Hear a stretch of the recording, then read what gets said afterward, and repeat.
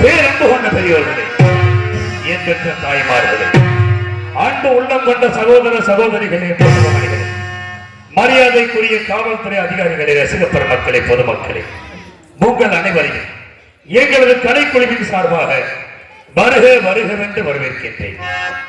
இந்த நாடக கலையை வளர்த்த தவத்திரு சங்கரதாஸ் சுவாமிகள், சூடியூர் கனக சிவாஜியுடையவர்கள், நமச்சிவாயபுரம் NS வரதராசனாய் அவர்களின் பாதம் தொட்டு வணங்கி, சிவகங்கை மாவட்டம் தஞ்சாவூர் MK முத்துச்சாமி ராஜநடிகரின் மகனாகிய சமயக்கருப்பு ஆகிய நான் மாமன்னர் ஹரிச்சந்திரன் பாத்திரம் தாக்கி உங்கள் அன்பையும் ஆசையும் பெற உங்கள் முன்னால் வருகிறேன். நன்றி, வணக்கம்.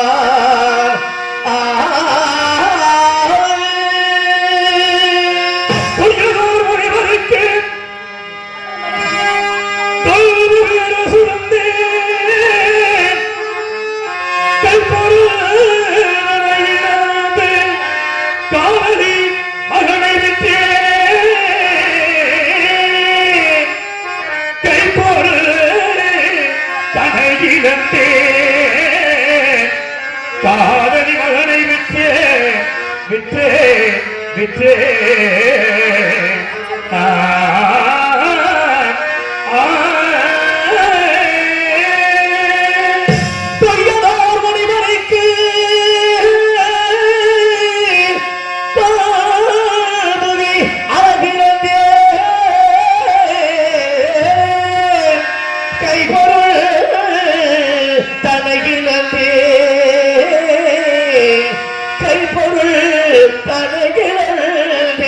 காதலி மகனை விட்டு தெய்வமே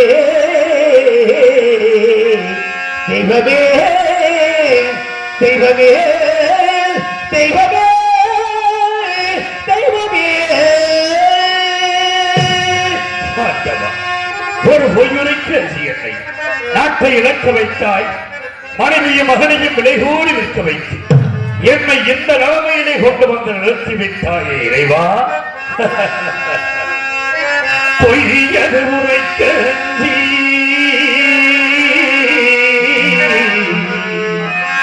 பொய்யது உரைக்க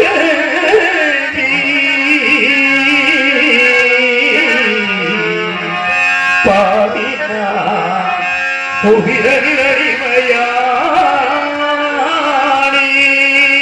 பொய்யது உரைக்க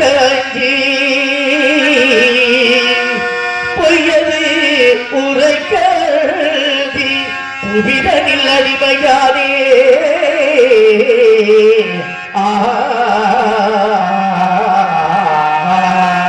கையகமெல்லாம் காத்தர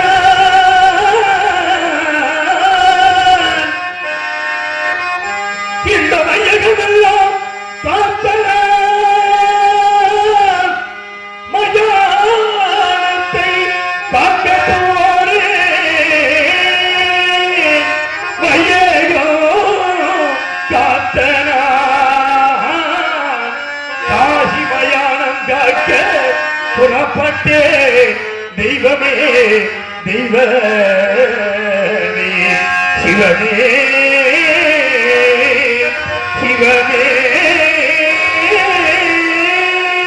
தெய்வமே தெய்வமே தெய்வமே தெய்வமே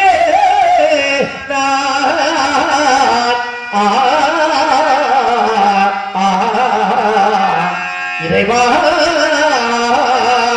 இறைவா இறைவா இறைவா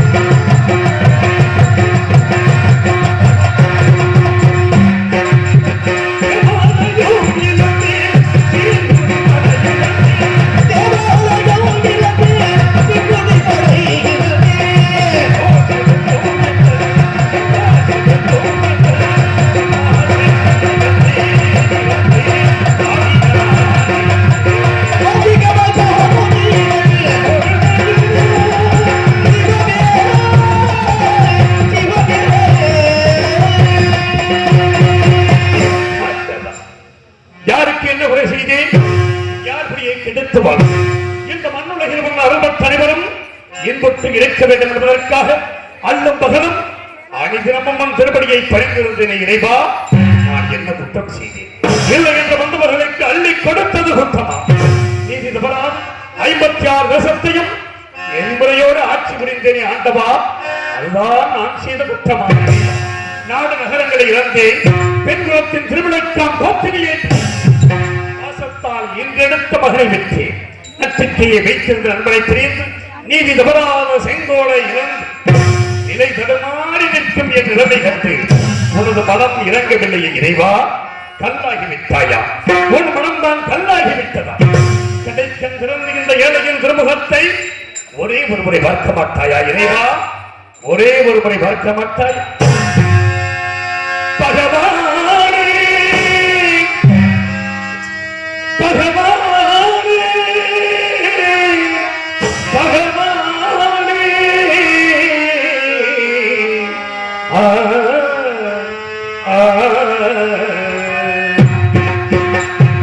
பகவானே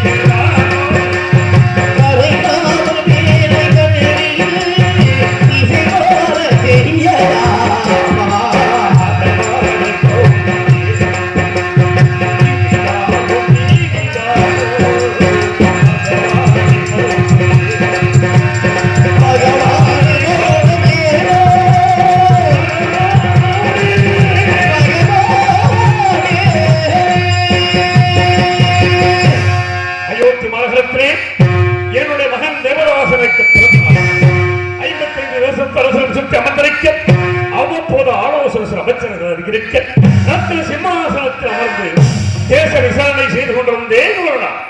அப்பொழுது தவத்தில் சென்ற விஸ்வாமித்திர முனிவர் என் குடும்பத்திற்கு நாதில் இருப்பார். தாவரமாக படித்தேன். உடனே அன்னவரை எதிர்கொண்டு அழைத்து வந்து ஆசனத்தில் அமர்த்தினேன். சுவாமி, தாங்கள் என்னை நாடி வந்த காரணம் யாது சுவாமி என்றேன். ஹரிச்சந்திரா, உனக்காகவும் உன் நாட்டின் நலனுக்காகவும் யாகம் செய்ய போகிறேன். அதற்கு கொஞ்சம் திரவியம் வேண்டும். அதை உன்னிடத்தில் பெற்று புகைய வந்தேன் என்று தெரிவித்தார். நாட்டு மக்களுடைய நலனை கருதினால் எவ்வளவு வேண்டுமோ கேளுங்கள், தருகிறேன் என்று கேட்டார் மனிதர். மற்ற பாடுகின்ற மதகரியை நிறுத்தி அவன் மீது ஆங்கார புறம் அமரச் செய்து அவன் கையிலே வெள்ளி கவன் பிடித்து அதில் மாணிக்கு கல் வைத்து சுழற்றி எறிந்தார். மாணிக்க கல்லானது மேலே சென்று கீழே வந்து விழுந்து எழுந்தோறும் திரவியம் தர வேண்டும் என்று தெரிவித்தார். அவர் கேட்டபடி நான் திரவியத்தை கொடுத்தேன். ஹரிச்சந்திரா, நான் வசிப்பது ஆரண்யம். இத்திரவியத்தை அங்கு நான் வைத்துக் கொள்ள முடியாது. யாகத்திற்கு முகூர்த்த நாள் முடிவு செய்து வெளிவந்து எடுத்துச் செல்கிறேன். அதுவரையில் உன்னிடத்தில் இருக்கட்டும் என்றார். தங்களை போன்ற மகான்களுக்கு கொடுத்த பொருளை மீண்டும் நான் வைத்துக் கொண்டால் நன்னிலை வாயில் நகரற்று போவதாக சொல்லுங்கள். இப்பொருளை நான் வைத்துக் கொள்ள அனுமதியில்லை. தயவு செய்து தாங்கள் எடுத்துச் செல்லுங்கள் என்று. கவலை வேண்டாம். உன்னுடைய கனியாணி மோதிரத்தில் என்னுடைய ருத்ராட்ச மாலையை அடையாளமாக வைத்தால் தோஷமில்லை. அதன்படி செய்யலாம் என்று செய்துவிட்டு முனிவர் சென்ற சிறிது நேரத்தில் ஆசார வாசனிலே குடிமக்களின் அபயக்குள்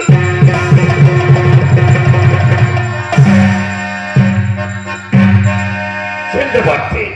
குடிசனங்களே, உங்களுக்கெல்லாம் என்ன நேர்ந்தது? நான் என்ன குறை வைத்திருக்கிறேன்? எதற்காக அழுது புலம்புகிறேன் என்று மன்னா, நாங்கள் இந்த பயிர்களை எல்லாம் கொடிய மிருகங்கள் வந்து அழித்து விட்டது. மன்னா மன்னா மன்னா, எனது மனம் வேதனை அடைந்தது. குடிமக்களுக்கு ஆறுதல் அனுப்பினேன். வேட்டைக்கு புறப்பட்டேன். கொடிய விலங்குகளை கொண்டேன். வேட்டையாடி இறக்கத்தான் திருக்குள கரையோரம் ஆலமரத்தின் அடியில் எனது பத்தினி சந்திரபதியின் மடியில் சிறிது நித்திரையில் இருந்தேன். அங்கே அடாத கனவு ஒன்று கண்டு திடுக்கிட்டு எழுந்தார். 2 நடன மாதர்கள் என் முன் வந்து நின்றார்கள். மாதர்கள், நீங்கள் யார்? உங்கள் ஊர் பேர் என்ன? என்னை நாடி வந்த காரணம் என்னவென்று கேட்டேன். மன்னா, நாங்கள் வசிப்பது இமயகிரி சாரம். என் பெயர் சரசவல்லி, இவள் பெயர் காமவல்லி. எங்களுக்கு பரதமும் சங்கீதமும் தெரியும். அதை தங்கள் சமூகத்தில் நடித்தும் படித்தும் காட்டி தக்க சன்மானம் பெற்ற வந்தோம் என்று தெரிவித்தார். எங்க நடியுங்கள், படியுங்கள் என்று நடித்தார்கள், படித்தார்கள். கண்ணுற்று சந்தோஷமுற்று வேண்டிய சன்மானத்தை கொடுத்தேன். பெற்றுக்கொள்ள மறுத்து என் திருமணிக்கு வந்தக்கூடிய பூசத்தர குடையையும் எனது வெற்றி மாலையையும் பரிசாக கேட்டார்கள். கொடுக்கக்கூடிய பொருளாக இருந்தால் தயங்காமல் கொடுத்து விடுவேன். இது விடுத்து பொன்பொருள் எவ்வளவு வேண்டுமோ கேளுங்கள், தருகிறேன் என்று. பொன்பொருள் எங்களுக்கு தேவையில்லை. எங்கள் இருவரையும் நீங்கள் திருமணம் செய்து கொள்ள வேண்டும் என்றார்கள். பெண்களே, நான் சந்தானம் என்று பிரதானம் சிக்காதவன், தயவு செய்து இந்த இடத்தை விட்டு போய்விடுங்கள் என்று எவ்வளவோ அறிவுகளை எடுத்து கூறினேன். கேட்கவில்லை. காவலர்களை அழைத்தேன்.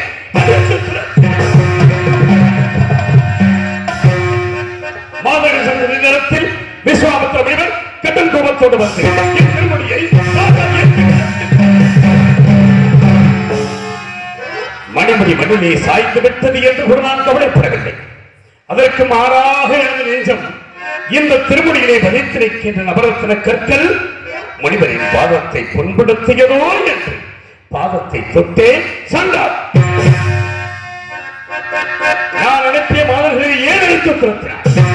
என் கோபம் திருவிடும் என்றால் அந்த மாதர்கள் இருவரையும் நீ திருமணம் செய்து கொள்ள வேண்டும் என்றார். அனைத்தும் அந்த தாங்களாய் வருகிறது. நான் திருமணம் அளித்தவன், எனக்கு ஒரு மகன் இருக்கிறான். சுவாமி, எல்லாவற்றையும் அறிந்த தாங்கள் அறியாதது போல் பேசுகிறீர்களே, வேண்டாம். அதற்கு மாறாக கண்ணை வேட்டியிலும் ஈகினை காக்கின்ற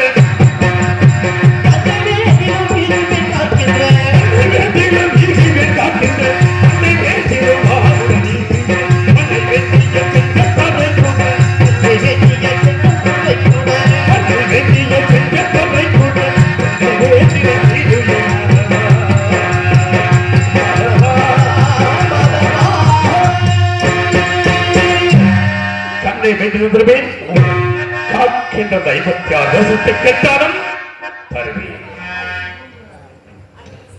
தோன்றினும் புகழோடு தோன்றுக, தோன்றாமல் இருப்பது நன்று என்று திருவள்ளுவர் வாக்குக்கிணங்க எங்கே மாமா எங்கே முத்துசாமி அவர்களுடைய மூத்த மகனாக பிறந்து ராஜ நடிகராக தமிழகமெங்கும் தஞ்சாவூரை பறைசாற்றி வருகின்ற மருமகன் சமயக்கருப்பு அவர்களுக்கு கிராமத்தின் சார்பாக இந்த கைத்தறி ஆடையை அணிவிக்கிறேன்.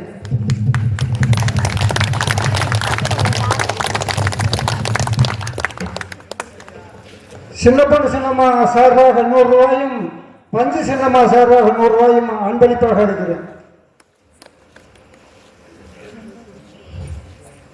மாமா சொக்கலிங்கர் சார்பாக மாப்பிள்ளை சமயக்கருப்பு அவர்களுக்கு வேஷ்டியும் சட்டையும் அன்பளிப்பாக வழங்குகிறார். தஞ்சை என்னும் தஞ்சாவூர் கிராமத்தில் வாழ்ந்து மறைந்த மாமா MK முத்துசாமி அவர்களின் புதல்வன், எனது பள்ளி மாணவன், எனது அருமை மாப்பிள்ளை. 20 வருடத்துக்கு முன்னாடி 30 வருடத்துக்கு முன்னாடி நான் அவரை சந்திக்கிறேன். அவரை சந்திப்பதில் நான் மிகவும் மகிழ்ச்சி அடைகிறேன். எனது சார்பாகவும் எனது குடும்பத்தின் சார்பாகவும் இந்த பொன்னாடையை அவருக்கு சூட்டுகிறேன். மாக்குடிக்கு பகையரா சார்பாக மாப்பிள்ளை மருமகன் இருளப்பன் அவர்கள் கைத்தறி ஆடையை வழங்குகிறார் சமயக்குறிப்பு அவர்களுக்கு.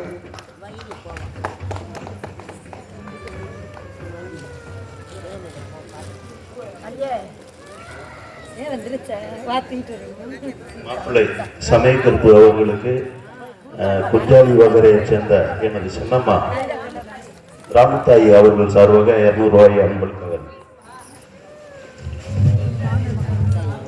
ராமத்தாய் அக்கா அவர்களுக்கும் அத்தை சின்ன பொண்ணு பஞ்சு அவர்கள் 2 பேரும் 200 ரூபாய் அன்பளித்திருக்கிறார்கள். நெஞ்சார்ந்த நன்றி. நன்றி வந்த வணக்கம். மாப்பிள்ளை ராமநாதனும் நானும் ஒரே கிளாஸ்மேட். அன்பு நண்பர் முருகன் அவர்கள் ஆளடி நெத்தம் என்னுடைய நண்பர். ஏன்னா சாதி மதங்களை எல்லாம் கடைந்து படிக்கும் பொழுது நண்பராக இருந்தவன் அவன் ஒருவன். அப்பேற்பட்ட நண்பனுக்கும் நன்றி தெரிவித்து மாப்பிள்ளை ராமநாதன் அவர்கள் என்னோடு ஒன்றாக படித்தவர். ஏன்னா நாடகத்தை நேரடியா பார்க்கணும். என்னுடைய நாடகத்தை வந்து யூடியூப்ல எல்லா நாடகத்தையும் பார்ப்பார்.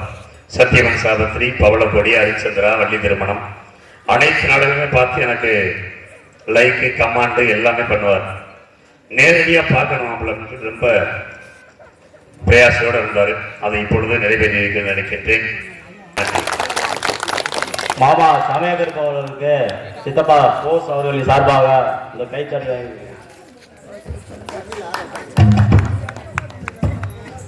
அக்கா பிச்சை சார்பாக இந்த 200 ரூபாயும் அண்ணன் சுப்பண்ணன் நாராயண அக்கா சார்பாக 100 ரூபாயும் அன்பளிப்பாக வழங்குகிறார்கள். எனது சார்பாக மருமகன் சமயக்குறிப்பு அவர்களுக்கு 300 ரூபாய் அன்பளிப்பாக வழங்குகிறேன். தங்கை மேகலா அவர்களுக்கு 200 ரூபாயும் அண்ணன் முனியசாமி அவர்களுக்கு 100 ரூபாயும் எனது சார்பாக அன்பளிப்பாக வழங்குகிறேன். அன்பளிப்புகளை கௌரவப்படுத்திய அனைத்து நல் உள்ளங்களுக்கும் நெஞ்சார்ந்த நன்றி. நன்றி கலந்த வணக்கம். உன் கண்களுக்காக நீ கூறியபடி இப்பொழுது 56 வருஷத்தையும் எனக்கு தாய வார்த்தை கொடி என்றார். ஒரு வார்த்தை உபமானத்திற்காக சொன்னேன். இல்லை என்று சொன்னால் சொல் தவறியதாக போய்விடுமோ என்று கருதினார். ஆண்டவனின் தாராபதியை கண்டிகளை ஜலம் கொண்டு வர செய்து முடிவதற்கு பயமாக 56 வருஷத்தையும் தாரை பார்த்து கொடுத்தேன். சற்று நேரம் கழித்தபின் ஹரிச்சந்திரா, நீ யாகத்திற்கு கொடுத்தாய் அல்லவா திரவியம், அதை இப்பொழுது கொடு. அந்த திரவியத்தை அரண்மனையிலே களஞ்சியத்தில் வைத்து பூட்டியவாறு இருக்கிறது எடுத்துக் கொள்ளுகிறேன். நீ நாடகங்களை தாரை பார்க்கும் பொழுது பொருள் நீங்களாக தாரை பார்க்கவில்லையே. இல்லை என்று சொல்லிவிட்டு போய்விடுகிறேன். இல்லை என்று சொல்ல மாட்டான் என்று அறிச்சவர். எனக்கு ஏதாவது பணி கொடுங்கள், தமனைக்குள் தங்களுக்கு சேரவேண்டிய திரவியத்தை கொடுத்து விடுகிறேன் என்று. அப்படியா? 48 நாட்கள் தமிழ் வருகிறேன். யாகத்திற்கு சேரவேண்டிய திரவியத்தை நட்சத்திரங்களை உன்னோடு அனுப்பி வைக்கிறேன். அவர்களுக்கு கொடுத்தபடி என்றால் நான் சம்மதித்து இந்த நாட்டை விட்டு போவதற்காக ஒரு அடி எடுத்து வைத்தேன். நாடு நகரங்களை கொடுத்து விட்டேன். பொன்பொருள் தருவதாக பெண்களுக்கு வாக்கு கொடுத்திருக்கிறேன். மீண்டும் நான் என்ன கொடுக்க வேண்டும் சொல்லுங்கள். ஒன்றை இந்த ராஜபடியில் நாட்டி வைத்து போக நான் சம்மதிக்க மாட்டேன். நான் கொடுக்கும் காவி வஸ்திரத்தை அணிந்து ஆண்டி செல்ல வேண்டும் என்றார். நாடு நகரம் எனது உயிரிழந்த மேலான குடிமக்களை எல்லாம் நான் பிரிந்து செல்லப் போகிறேன். எனக்கு இந்த ராஜபடியா பரிந்து தாராளமாக கொடுங்கள் என்று கூறிய நான்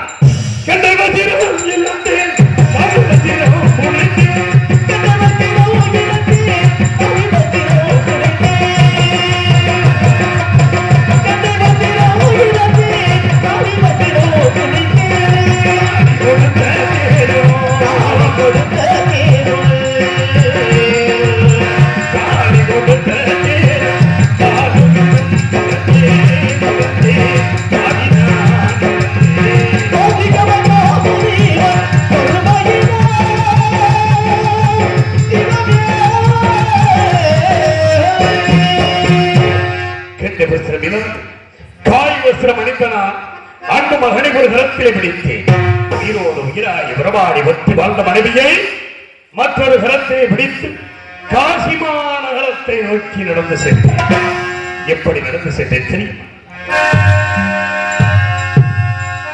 நடந்து வாமையிலே நடந்து வாமையிலே நடந்து வாமையிலே சந்திரமதி நங்கையத்தன் கோயிலே நடந்து வாமையிலே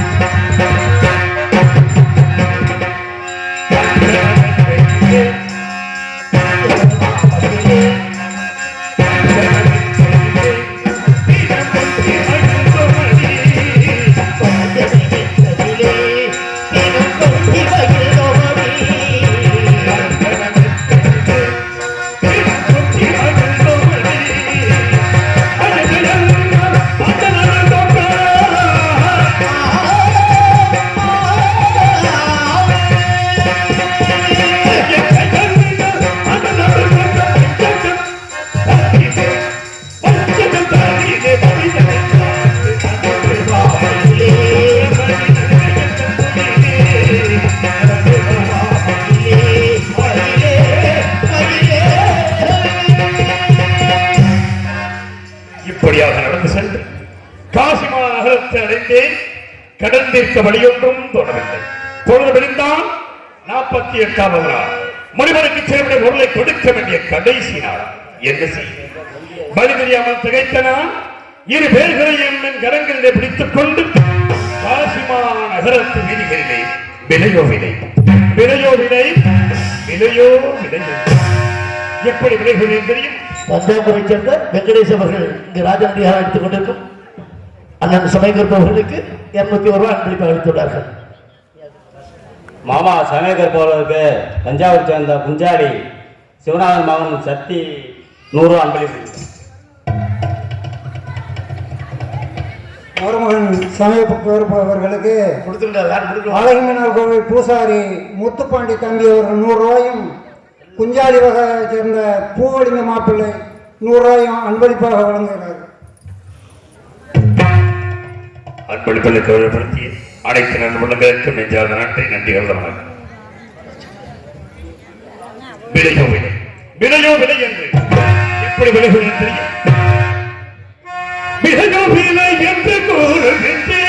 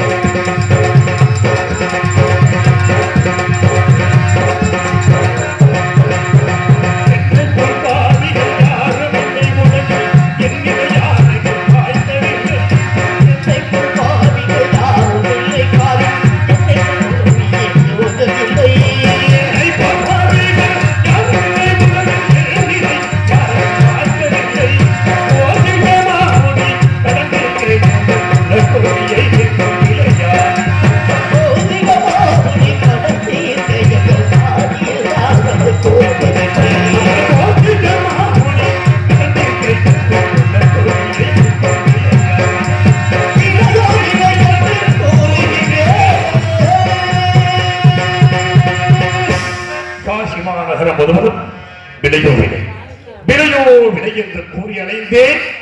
யாருமே விலைக்கு வாங்க முன்வரவில்லை. இறுதியாக இருப்பது அந்தனர் வீதி.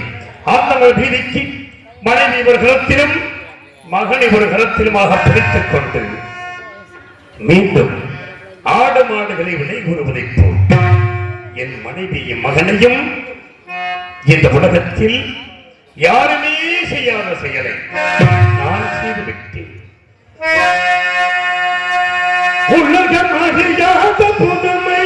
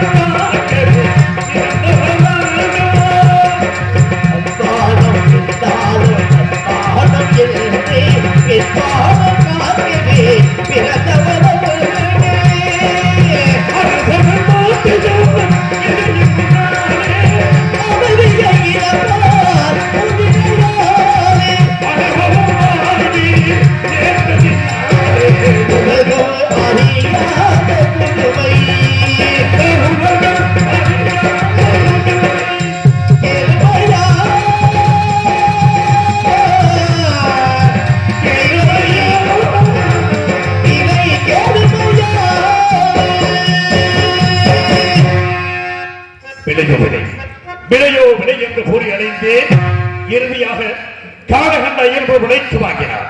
அன்பு மனைவியை மகனையும் என் கணவரை அடித்து இழுத்துச் சென்று என் நெஞ்சம் மறக்கவில்லை. இறைவா, அந்த பொருளை பெற்ற நான் தரகத்தில் கொடுத்துவிட்டு பட்டகரம் தீர்ந்து விட்டது என்று மன அமைதியோடு இருந்தேன். மாமா முத்துசாமி மாமா மகன் மாமா சமயக்கருத்துக்கு சொக்கலிங்கம் குடும்பத்தார் 500 ரூபாய் அம்பளித்தார். செம்புத்தப்பா மயன் ராஜகுமார் மாமா கருப்பு சமயக்கருப்புக்கு 100 ரூபாய் அம்பளிப்பார். அன்பன் பிறகு அன்பு உள்ளவருக்கு நெஞ்சார்ந்த நன்றி. நன்றி கலந்த வணக்கம்.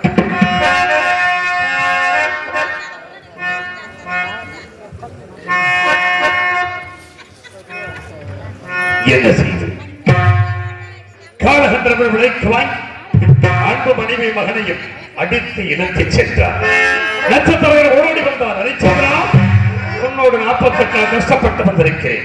எனக்கு என்ன தரப்போகிறார்? 16,000 மண் கொடுத்தாலேயே இல்லை என்றால் இந்த பொருளை மணிமலைக்கு கொடுக்க மாட்டேன், நான் வைத்துக் கொள்வேன் என்றார். இனிமேல் என்னிடம் என்ன இருக்கிறது, எதை வைத்துக் கொடுப்பேன் என்று ஏனில்லை. நீ இருக்கிறாய் அல்லவா, உன்னை விட்டு கொடுக்கலாம் அல்லவா? ஆம் சுவா, என்னை நான் மறந்து விட்டேன் என்று சொல்லி அண்ணன் மந்திரி சத்தியகீர்த்தி அழைக்கிறேன். என்னையும் இந்த காசி மாநகரத்து விதிகளில் யாரிடமாவது விலை கூறி விட்டுப்படுங்கள் மனம் சூழ்ந்து விலை கூற முடியாத மந்திரியார் மூர்ச்சியாகி கீழே சாய்ந்து விட்டார். இந்த பாவியாகிய நான் என்னை நானே விலை கூறி சென்றபொழுது வீரமாக எனும் ஈமக்காவலர் என்னை விலைக்கு வாங்கினார்.